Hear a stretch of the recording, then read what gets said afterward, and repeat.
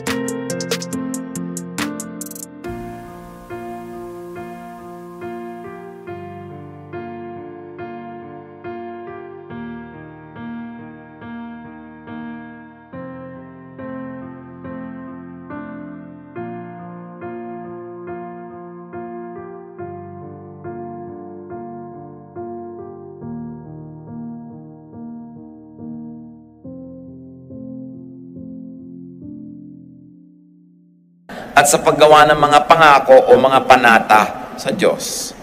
Sinabi niya, mag-ingat-ingat ka pagka ikaw'y pumapasok sa bulwagan ng Panginoon. When you go to the house of God, when you go to the Master's Hall, be very careful. Why? Ika'y tagalupa at ang hinaharap mo ay tagalangit. Ika'y tao lamang at humaharap ka sa Diyos. Kaya mag-ingat-ingat sa lahat ng iyong iniisip at sasabihin. At huwag kang masyadong walang bahala kung magbitaw ng mga pangako sa Diyos. Sabi, anuman ang sasabihin mo, anuman ang isusumpa mo o manunumpa kang gawin, anuman ang gagawin mong pakikipagpanayam, whatever it is that you ask God and promise God in return, sabihin ganun, kailangan pag-isipan mong mabuti. Hindi nakikipagbiroan ng Diyos at hindi siya nagpapabiro kanino man. Ang lahat ng pakikipag-ugnayan sa Diyos ay seryosong bagay. Sabi ganoon. Kaya kung ang tao ay maraming iniisip habang siya'y gising, marami din siyang mga papapanaginipan at mapapangungot. Kasi iniisip niya, nagkakaroon tuloy ng bunga sa kanyang buhay. Kaya ang iniisip mo rin, habang ikaw ay sumasamba at lumalapit sa Panginoon, magkakaroon din ng mga bunga yan sa iyong buhay. Sabi ganoon. Hindi natutuwa ang Diyos sa mga kahangalan ng tao. At ang kahangalan ditong tinutukoy, yung hindi ka seryoso sa iyong pakikipag-deal sa Diyos. Sabi ganon, hindi natutuwa ang Diyos na nangangako ka tapos hindi mo tinutupad. Mabuti pa, huwag ka nalang mangako kung hindi mo tutuparin. At mabuti pa na huwag ka nalang magsalita kung hindi naman talaga mangyayari. Huwag mong hayaan na ang iyong bibig ay ipahamak ka. Magbibigay-bigay ka ng pledge, magbibigay-bigay ka ng pangako, tapos pag sinisingil ka na ng temple messenger, sasabihin mo, my vow was a mistake. Joke only. Hindi ko na pag-isipan. Nag-pledge ako, nangako-ngako ako sa Diyos, tapos hindi ko pala matutupad. Sabi ganoon, hindi naman ako serious noon, sorry. Sabi ganoon, kaya mapapahama ka sa ganyan mong ginagawa. Kailangan, pag tumitindi ka sa harapan ng Diyos, may pitagan, may paggalang. So people are to be cautious about outward and needless and unnecessary sacrifices. Yung tinatawag na sacrifice of fools. Marami po mga tao, sakripisyo ng sakripisyo, hindi naman kailangan. Panata ng panata, pangako ng pangako, hindi naman nila kailangan gawin sa sarili nila yon. Why? Because people can be needlessly guilty because religious teachings can over-moralize and over-accuse. Sakit na ng maraming religious leaders, sakit na ng maraming mga religious establishments, sakit ng maraming churches na sobrang magpagilty sa mga tao. Parang masamang sumaya, masamang mag-enjoy, masamang ganito, masamang ganyan. Puro na lang lahat masama. Ang tao tuloy sa sobrang guilt feelings, naiisip niya na ang tanging paraan na lang para gumaan-gaan ang kanyang guilt feelings, mangako ng mangako, mag-pledge ng mag-pledge, magsakripisyo ng magsakripisyo. So needless sacrifices could be any under or overdoing due to faulty hermeneutics, understanding and interpretation and application of God's Word. Napakarami na nating nakikita. Ang inyong lingkod man sa may 30 taon sa ministry, nakita na nating maraming pagturusa, pagtitiis, pagtitimpi, pagpipigil, pagiging guilty ng tao na hindi naman dapat. Nasobrahan sa turo. Nasobrahan sa higpit ng turo. Nasobrahan na makondisyon ng isip na puro mali ito, masama ito, kahit hindi naman galing sa Diyos.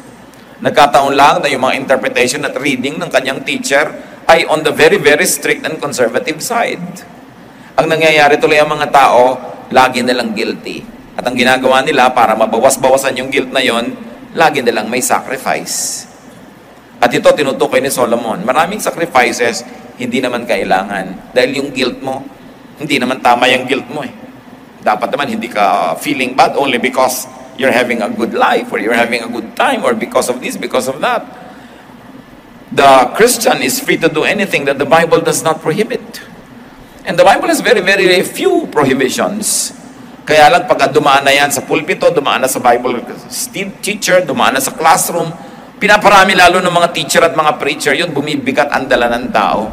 Kaya nga ang Panginoong Jesus, pinapagalitan niya yung mga religious leaders ng panahon niya. Sabi niya, ang bibigat na mga ipinapasa niyo sa mga tao, tapos hindi niyo naman sila tinutulungan para ito ay kanilang pasanin. Ang hihirap ng mga pinapaabot ninyong mga pamantayan, wala na kayong ginawa kundi usigin sila, wala na kayong ginawa kundi hingan sila ng hingan. Ang tao hirap na, kaya nagagalit ang Panginoon sa mga religious leaders sa kanyang panahon. Kasi hindi pagaan pabigat. Hindi palawag ng loob, pasikip. Hindi kalayaan kundi lalong nababurden habang nagiging religyoso. Kaya ang isang negative effect ng too much religion, ang tao nawawala na ng saya, nawawala ng sigla, nawawala na ng buhay, lagi nilang nagigilty. So, namamanata tuloy. Kaya napakarami mga namamanata, naghahampas ng sarili, nagpapapako, mga lumalakad ng paluhod, dumidipa, nag-aayuno. Actually, parang suhol yon. Dahil sa kanilang pakiramdam, yan lang ang paraan para makabawi-bawi sila sa kanilang mga kasalanan. Pero hindi dapat ganoon ang itinuturo dapat ng Bible-based na pananampalataya, freedom in the blood of Jesus, the grace of God through forgiveness. Kaya kung nagbibigay ka sa Diyos, namamanata ka, na sumusumpa ka, nagpe-pledge ka, hindi dahil guilty ka, kundi dahil natutuwa ka, tumatanaw ka ng utang na loob, na nagbibigay ka sa mga gawain ng Panginoon, hindi para suhulan ng Diyos na ipikit ang kanyang mga mata sa iyong patuloy na mga pagkakasala. Nagbibigay ka dahil sukli mo ito sa kabutihan ng Diyos na nararanasan mo na. Habang lumalaya ka, gumagaan ang iyong pakiramdam, lumiliwanag ang iyong pag-iisip, lalo ka nagiging good giver, not because you're guilty, but because you're already set free from guilt. Magkaiba yung ganong pananaw. So Solomon was teaching us not to be thoughtless and careless and impulsive about our promises to God. Pag-ingatan daw ang thoughtless promises to God. Now, it is not wrong to make promises to God, but promises should be well thought of and kept. Pag sinabi na mabuti pa huwag ka nalang mangako kaysa hindi mo tuparin, hindi ibig sabihin nun yun talaga. Ang sinasabi lang, mangako ka, good, pero tuparin mo. Kaysa mangangako ka, hindi mo naman tutuparin. Kasi kung ganun yung application, edi wala na lang mangangako sa Diyos. Ang Diyos nga, ang daming pangako sa atin Ang dami niyang promises sa atin. Kaya hindi man masama na ikaw din mag-promise ka sa Diyos. Kaya lang, isipin mo tuparin. Make promises to God, but be serious.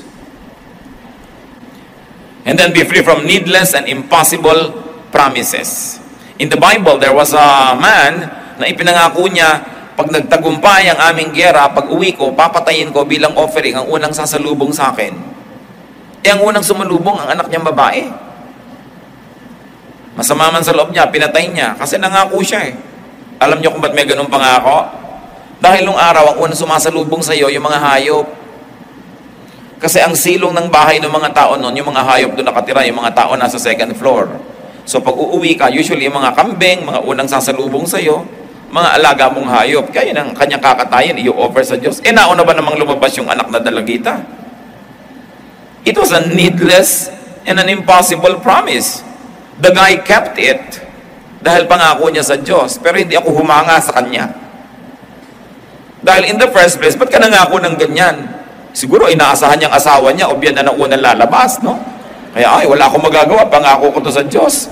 Pero yung anak ang lumabas, ang hirap nang nangyari sa kanyang buhay. A promise is a covenant. It's a contract, it's a bind. Kaya mag-iingat tayo kahit sa pangangako sa tao. Yung mga pinapangako mo, iibigin kita habang buhay. Ano naman paano mo nalaman na hindi magbabago ang pakiramdam mo? Diba? Hindi pinapangako ang ganyang mga bagay. Sabi mo lang, sisikapin kung ibigin ka habang buhay. Pero hindi ka nakakatiyak na iibig ka buong buhay. Yung magbabayad ako sa'yo sa katapusan. Nakakatatlong katapusan na, wala pa yung pala sa katapusan ng mundo ang bayad. Kaya pag may nagsasabi sa'yo sa katapusan, ito mo, katapusan ng Mayo o katapusan ng mundo? Kasi hindi malinaw. A loose tongue often gets its honor in a tight place. Yang laging nagngangako, madalas mapako. So this is a lesson not only in our relationship with God, but also in our human relations. And the lesson is, do not commit yourself too soon. Huwag kayong o agad. Huwag kayong mangangako agad. Kahit sa pag-ibig, huwag kayong makikipagsumpaan agad. Magpapalitan agad ng sing-sing kasi nagbabago ang pakiramdam ng tao. Paano ngayon kung committed ka na? Nagbago ngayon loob mo. Obligado ka ngayon na panindigan yung sinabi mo. Kaya mas mabuti, matuto tayo kay King Louis XIV of France. Si King Louis XIV, tuwing may lumalapit sa kanyang ministro o high government official, may hinihingi, may nire-request, may pinapa-aproban, ang lagi niyang sinasabi, I shall see. I shall see. And it's a very good way to think first. Huwag kayo nag-oo agad. Governor kayo, mayor, manager, president ng company, may-ari ng isang kumpanya, meron sa inyong may request, pirma kayo agad. No, I shall see. Bukas, balikan mo to. Mag-iisip muna ako. Kasi madaming napapasubo sa pagsasabi agad. At ang salita, habang nasa loob pa ng bibig mo, ikaw pang amo. Pero ang salita, pag binitawan mo na, siya na ang amo, ikaw na ang alipin. Tutuparin mo na, susundin mo na yon. Kaya tuwing merong nagre-request sa inyo, lalo may lumapit, I shall see. Teka, tingnan natin. Kasi kuminsan, oo ka na, hindi mo palalo yung pasikot-sikot ng buong kwento eh. Yung pala, minanipulate ka, minaniobra ka lang para maka-oo. Ngayon, nung malaman mo na may kabilang side yung kwento, naka-oo ka na sa kanya, paano? Kaya dapat, huwag agad-agad. Liban na lang life and death. Emergency talaga. Pero kung may oras kayo, delay your decision. Ang desisyon na hindi mo pa binibitawan, alipin mo pa. Pero oras na binitawan mo na, ikaw na yung alipin. So in the verses that we have read, a promise to God of offering was being taken back. Nag-pledge siguro itong tao na ganito, magdodonate ako ng ganito, tapos nung kinukuha na sa kanya nung temple messenger, sabi, it was a mistake. Many people make promises to transact with and to seek favor from God, then not keep them when they get what they ask for. Yan na yan yung mga lulubog na barko na, Diyos ko, huwag lang pong lumubog ito, talagang maglilingkod ako sa inyo. Ngayon, hindi lumubog, paglapag niya sa pier, sabi niya, joke only. Dahil nakatungtong na siya sa terra firma. Lupa na yung tinutungtungan. Yung lahat ng nakasakay sa aeroplano, Diyos ko, magbabagong buhay na po ako, huwag lang kaming lumaglag ngayon. Tapos pagka-landing, ay, joke pala. It happens. Promises should be kept. Because God can destroy everything you have worked for. That is what the verses have said. Pag sinabi mo, Diyos ko, magne-negosyo po ako, at pag pinaunlad niyo po ako, magpapaaral ako ng mga mahihirap, o magpapadala ako ng mga estudyante sa seminaryo, o pag pinaunlad niyo ang buhay ko po, ganitong gagawin ko, ganun ang gagawin ko, tiyakin niyong tutuparin niyo. Because God can destroy everything that you have worked for. Pag hindi siya natuwa sa inyo. Kaya hindi masamang mangako. tutuparin lang. Pero alam niyo nangyayari pag ang mga tao ay matagumpay o malusog o masagana, nalilimutan ang mga pangako sa Diyos. Naaalala lang uli pagka sumusuka na naman ang dugo. Naaalala lang uli pagka may sunog o may baha. Naaalala lang uli pag nalulugi o nanganganib. Pagka may mga problemang mabibigat, naaalala uli ang Diyos. Kita nyo, naaalala dahil may kailangan. Iba naman yung naaalala ang Diyos dahil nagpapasalamat at masaya sa Diyos. Sa palagay nyo ba, hindi kita ng Diyos yung pagkakaiba ng dalawang paglapit na yon? Na ang saya-saya ng pamilya nyo, ang ligaligaya ng negosyo nyo, tapos buo kayo nag-church kasi wala kayong problema. Iba naman yung andyan kayo lahat kasi may problema kayo. Sasabihin nyo, wala na tayo yung choice mga anak, alam, magsimba na tayo. Well, natutuwa din ng Diyos kasi hindi naman kayo mag-church. Pero higit naman siyang natutuwa, nandiyan kayo dahil ang dala-dala nyo pasalamat, hindi hiling o hindi reklamo. In any case, mabuti pa rin lumapit kahit nangangailangan lamang. Pero pag dumating naman ang panahon, hindi ka nangangailangan, mas dapat lalo kang lumapit. Kasi umaani ka na ng mga kabutihan ng Diyos. Mas lalong dapat ipahayag ang ating pasalamat. Ecclesiastes 5:3, sabi, as a dream comes when there are many cares, so the speech of a fool when there are many words. What is the idea behind this? That thoughts shape dreams and even nightmares. Thoughts shape hopes and fears. Our thoughts shape behavior and even character. Kung paano ka mag-isip, ganun ka uupo. Yung pag-upo nyo lang, pinapahayag niya kung paano kayo nag-iisip. Ganun ka tatayo. Kung paano ka mag-isip, ganun ka mananamit. Kung paano ka mag-isip, ganun ka kakain. So yung pag-iisip, doon nabubuo ang lahat. Kaya ang tunay na digmaan, nangyayari sa loob ng isip. Pag sa loob ng isip mo, nag-decide ka ng manalo, susunod na yung tunay mong panalo kasi yung gagawin ng katawan mo eh. Pero sa isip mo, nagpatalo ka na, susunod na matatalo na yung katawan mo kasi natalo ka na sa battlefield which is in the mind. So people can shape their dreams, their sleep, their character by controlling and by directing and disciplining their thoughts.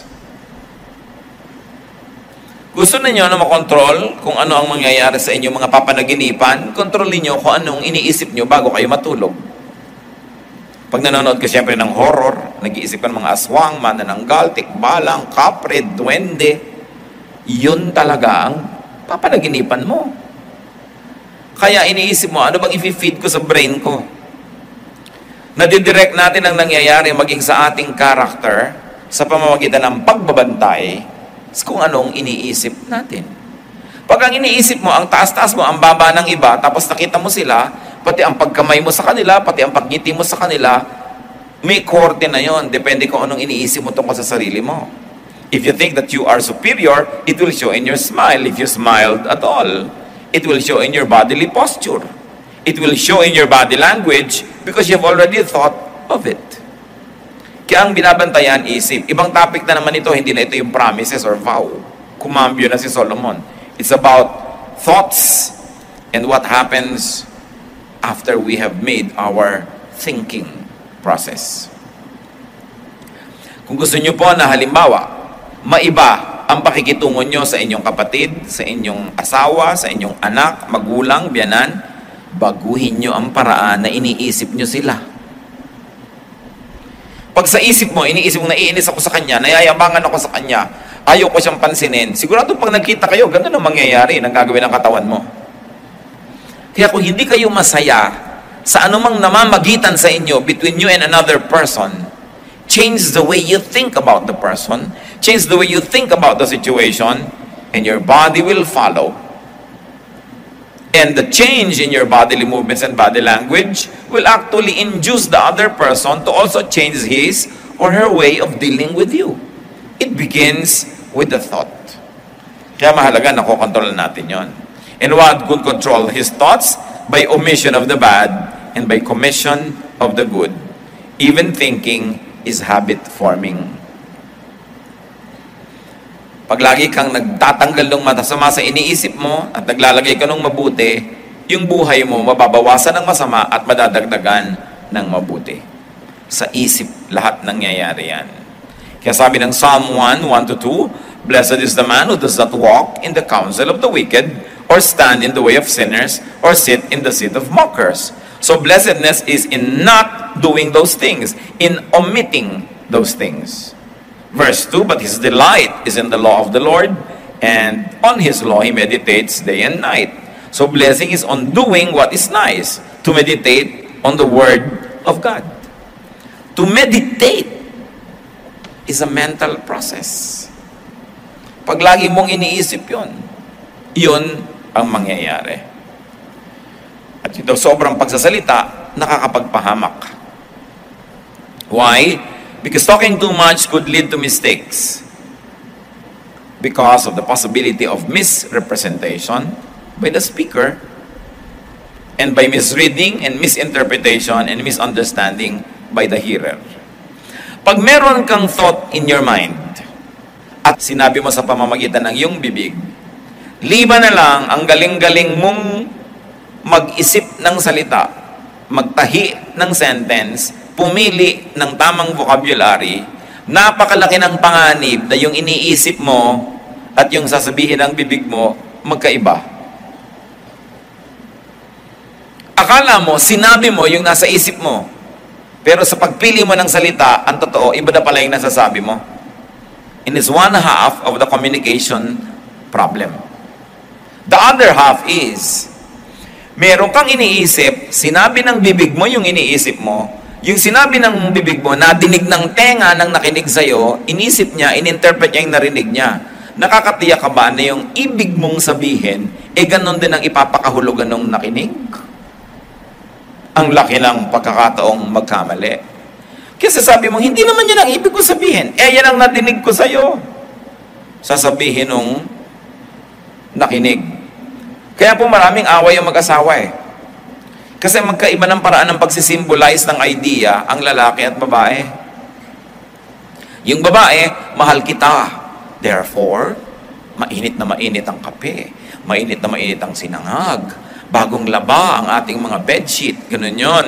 Binibigyan kita ng mga maliliit na services, mga maliliit na mga pansin, pati binibigay mo sa aking chocolate, itinatago ko ang balat.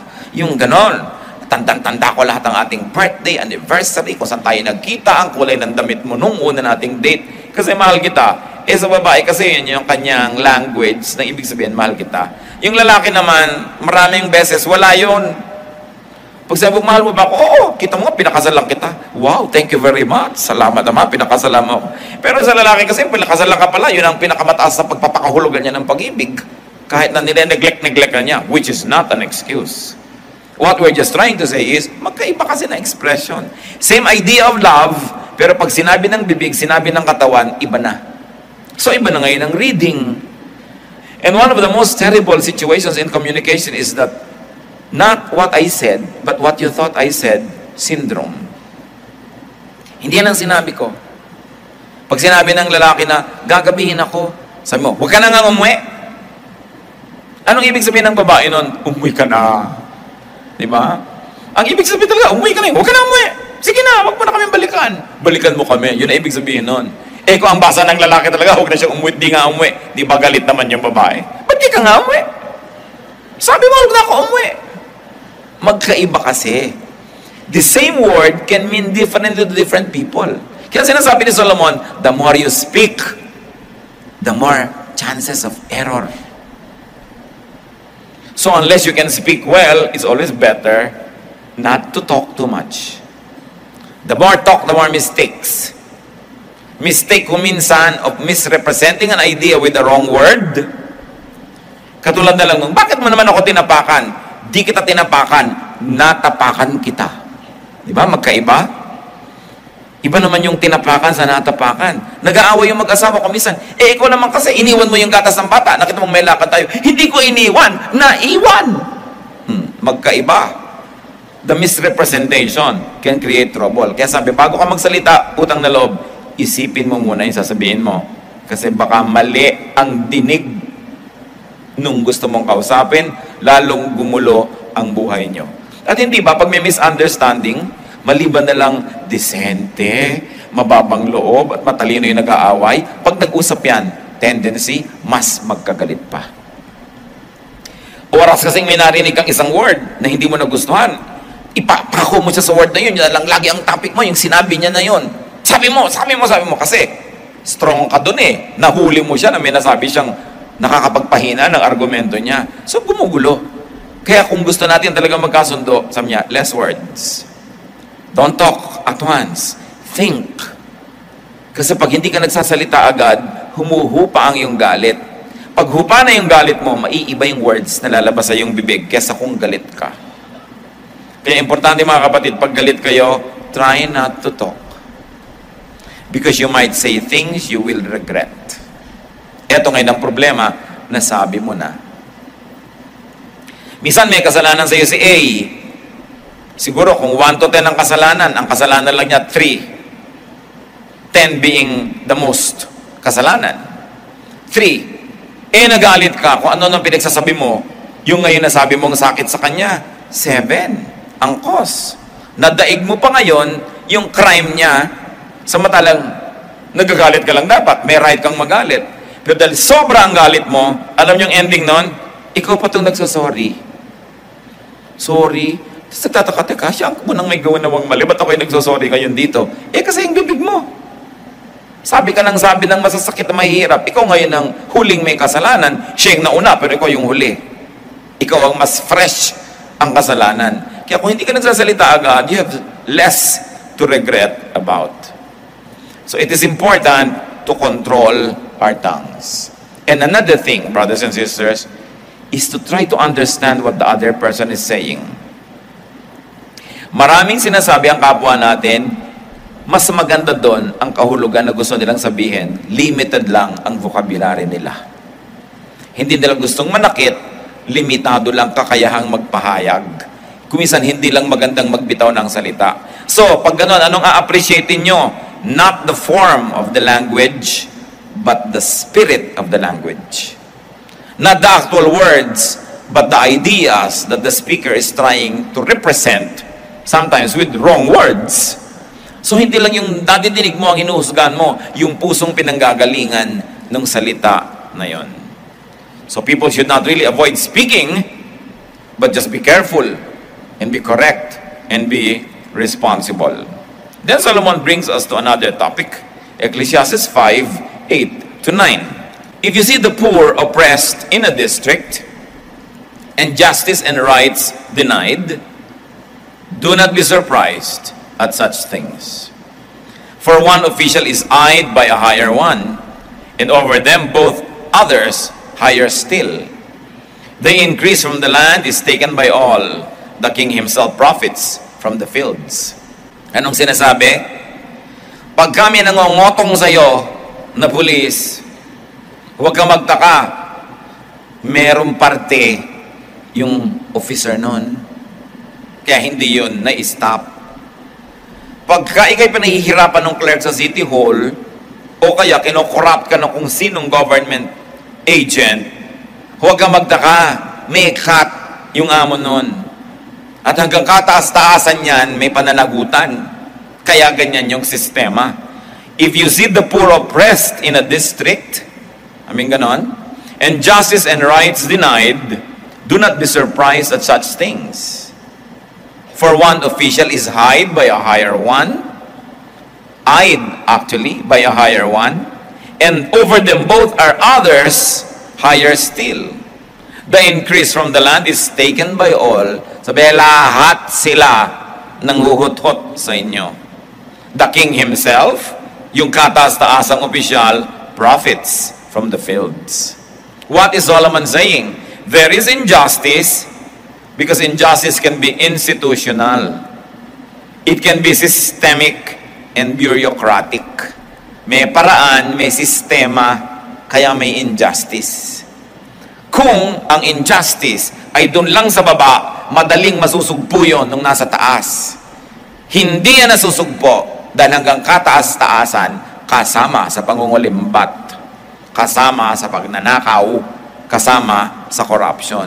Kasi kung talagang iibigin ang nasa taas na inaisugpuin at hindi siya kasama sa masamang bagay na yan, masusugpo yan. Justice should begin, Solomon says, from above. Justice should begin from the powerful. And justice should be institutionalized, not injustice. What do we learn from that, brothers and sisters? Apply this in your own kingship. Kung saan man kayo king or queen, institutionalize justice, not injustice. Apply this in your turf. Apply this in your area.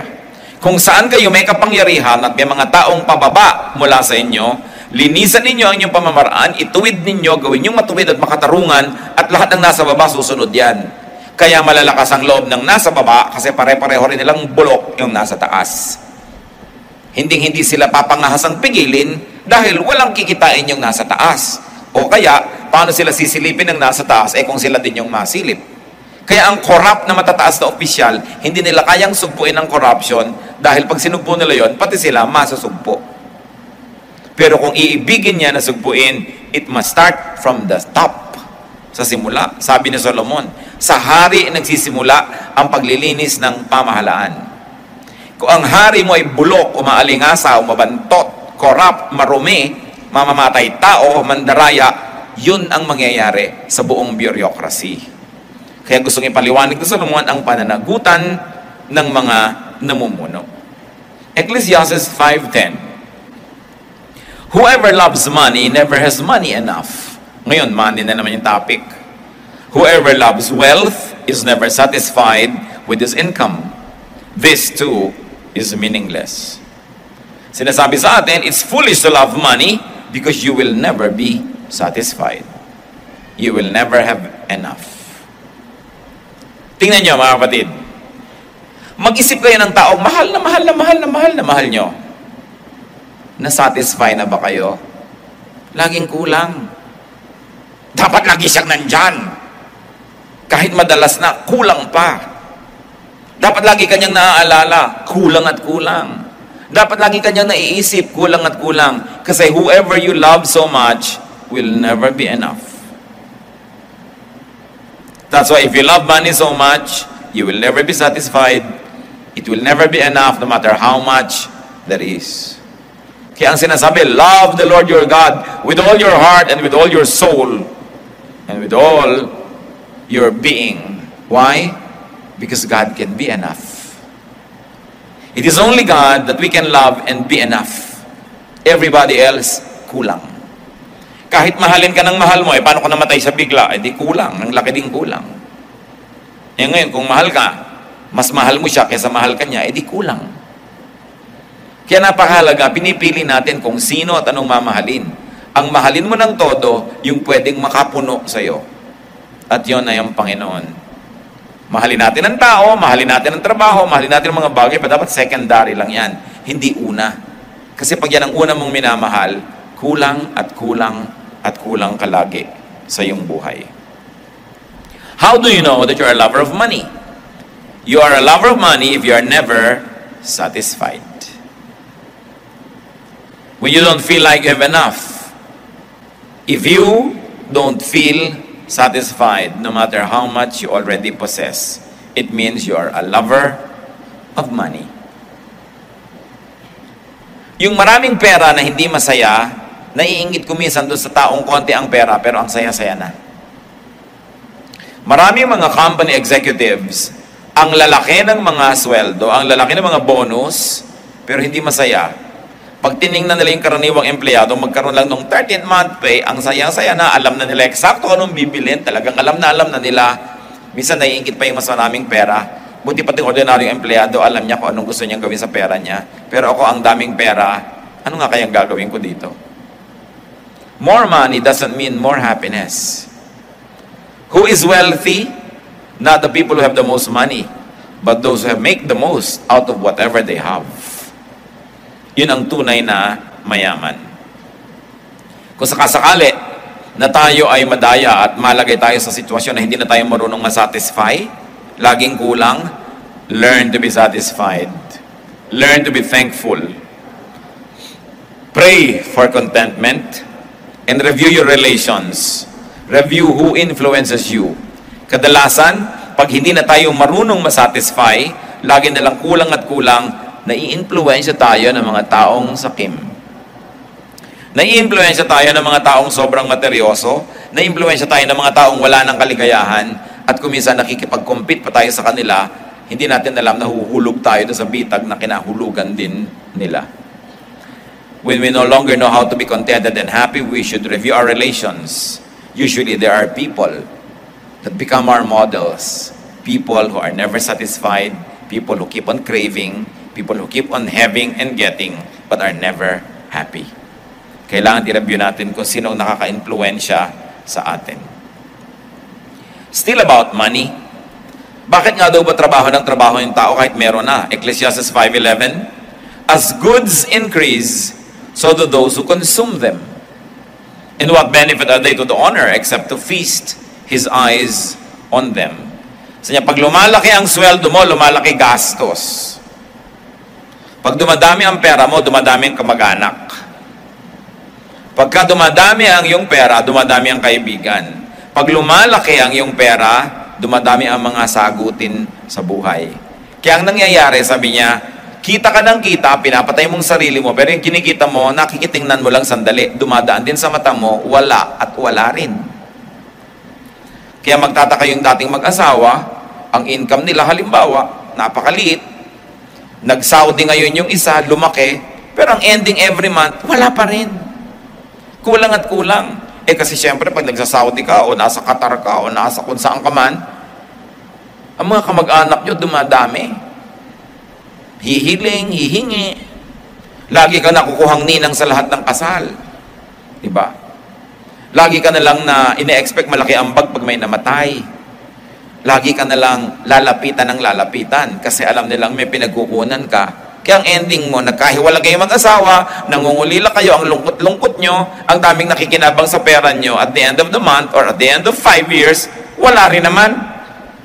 Samantalang yung hindi umalis, magkasama lang maghapon dyan, tumataba pa nga. Sa kahihingi, no?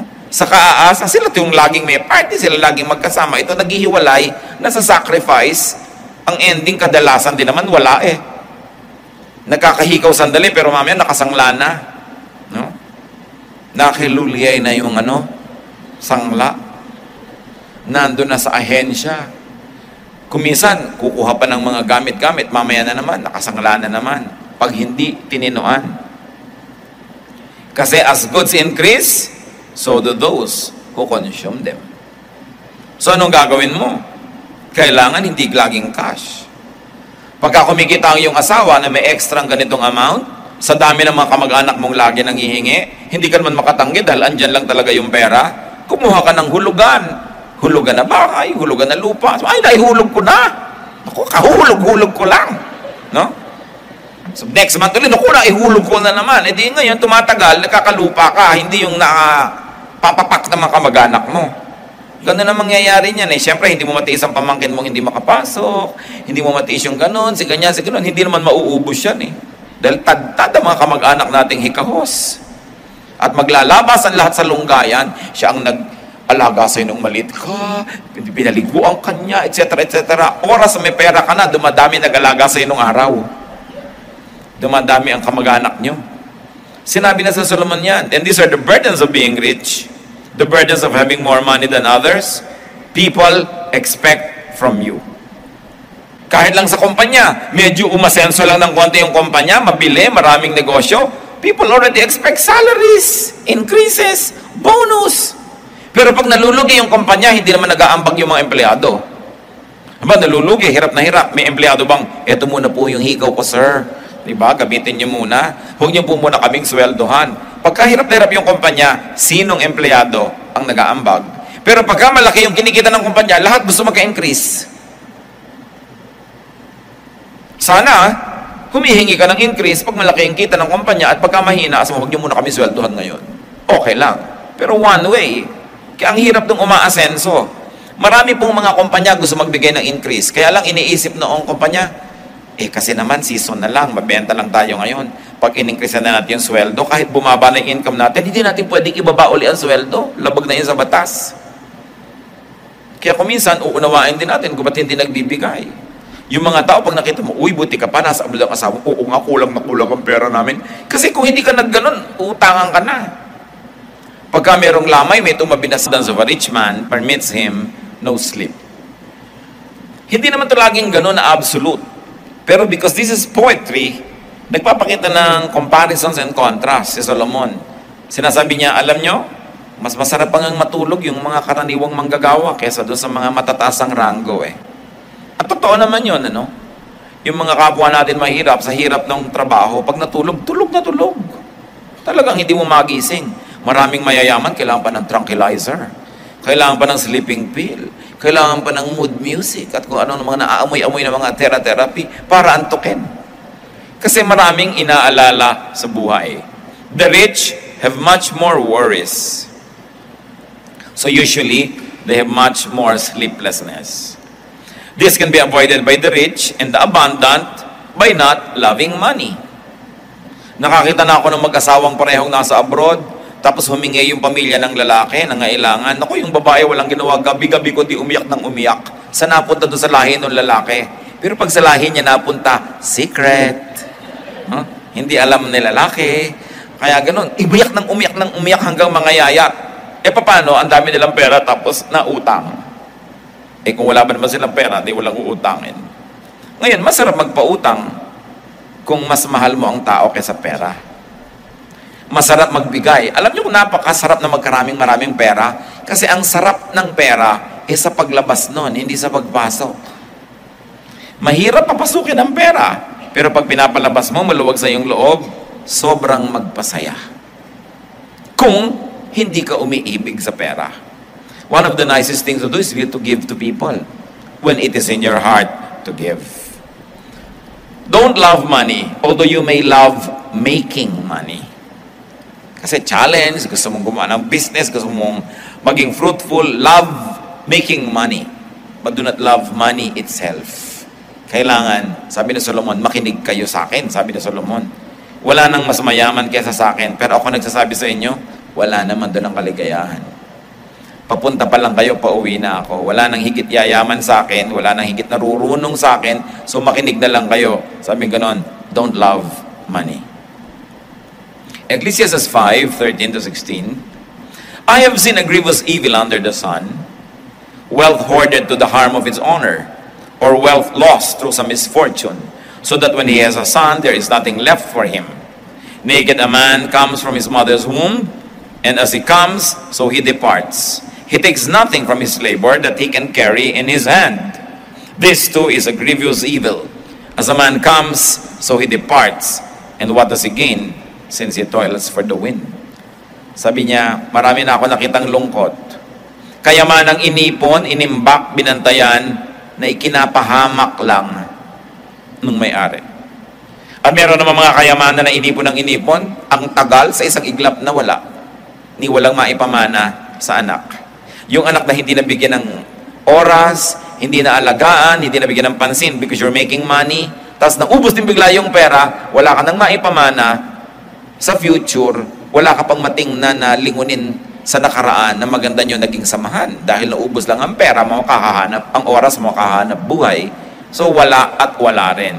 Sabi ganon, ang taon man ipinapanganak na hubad, ililibing din siya. Mamamatay din siyang walang dala. Ang point ni Solomon, huwag niyong ubusin lahat ng oras at lakas sa pagpepera lang, sa paghahanap buhay at pagpapayaman. Marami pang ibang dapat gawin sa maiksing buhay na ito. There must be proportion. Yes, we need to earn. Kailangan maghanap buhay para magkaroon ka ng buhay. Pero hindi ka nabubuhay para maghanap buhay. Naghahanap buhay ka para mabuhay. So that you will get a life. But you don't live to look for a living.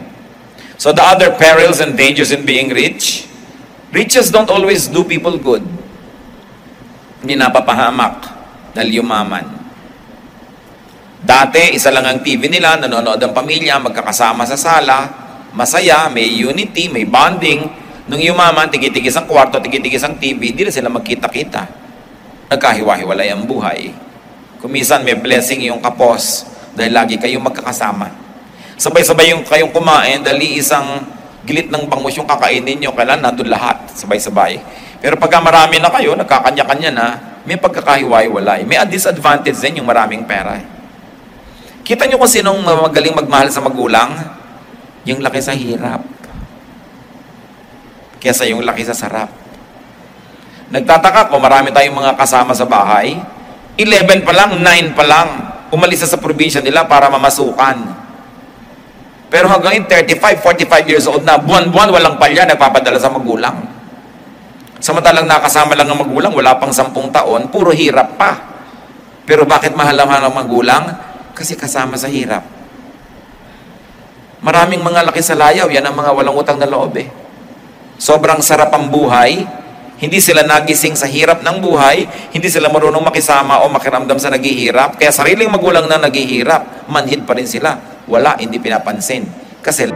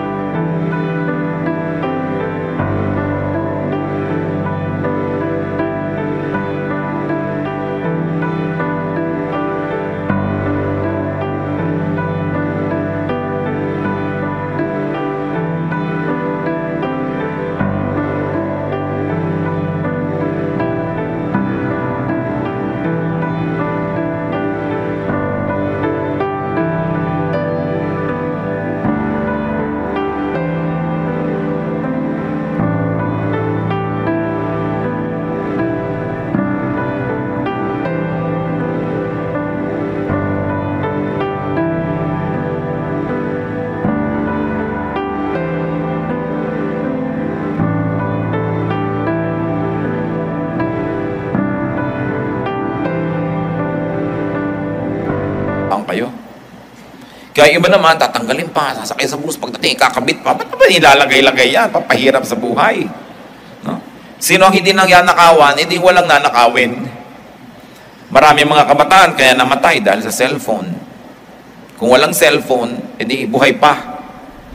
Kasi tinutukan, ayaw ibigay si cellphone, dahil paano niya mababasa yung mua. Kaya, sukdo lang patayin mo ako, kailangan hawak ko ang cellphone ko, kasi nag-expect ako ng text ditong, eat ka na. Wala namang kakwenta-kwentang mensahe, nagpapakabatay sa cellphone. No? So, napapahamak. Riches can't be taken beyond the grave. Tingnan nyo sa archaeology, mga pharaoh, mga hari, mga reyna, ang dami-daming dinalang kayamanan, kaya ngayong mga libingan nila, ninanakawan, hinuhukay. Kasi sa dami ng kayamanan doon. Kung wala kang kadala-dala, you will rest in peace. Pero dahil ang dami nilang dala, eto ngayon, nadala nga ba nila? Di ba pruweba? Hindi. Andun pa rin sa ilalim ng lupa. Kung hindi nanakaw ng iba, pupunta sa museo. Ngayon, kung sa buhay mo, para ka lang magkaroon ng marami, nakipagkagalit ka sa mga mahal mo sa buhay, lumayo ang loob nila sa'yo, na-isolate ka, hindi ka sumaya, puro kahirap, ang dami mong na-accumulate, hindi mo naman madadala sa kabilang buhay, hindi ba kahangalan? Kaya dapat iniisip. Ecclesiastes 5:17, all his days he eats in darkness, with great frustration, affliction, and anger. Nakikita natin yung hirap pag sobra kang sumisikap magpayaman.